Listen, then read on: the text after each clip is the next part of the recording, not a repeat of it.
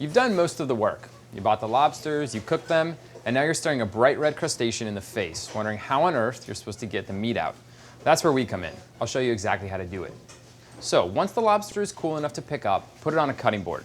Hold the tail with one hand and grab the body with your other, twisting them in opposite directions to separate them from each other. Next up, tackle the tail. Lay it on its side on the counter and using both hands apply pressure until the shell cracks. Hold the flippers facing you and the shell facing down and put your thumbs on opposite sides of the shell. Then pull back on both sides to crack open the shell and take out the meat. Next, using a paring knife, take out the dark vein that runs along the back of the tail. Rinse the meat under running water to remove the rest of the vein and the green tamale that will be on the side of the tail nearest the body. Then pat the meat dry with paper towels. Now it's onto the knuckles. Twist the arms of the lobster to pull off both claws from the body.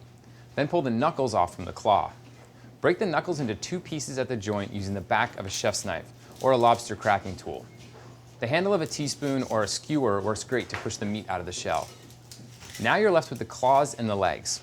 Wiggle the smaller hinged piece of each claw and pull it off. If there's meat inside the small part, poke it out with a skewer. Then break the claws using the back of your chef's knife or a lobster cracker and pull out the meat.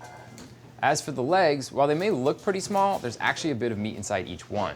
Grab a rolling pin, lay the legs flat on the counter, and then start from the claw end and roll towards the open end, pushing out the meat. Stop just before you reach the end of the leg so you don't crack off bits of the shell into the meat. So that's how you crack the case of the cooked lobster. And while we can't provide a sunset or a water view by which to eat it, at least we can show you the best way to get all of the meat out.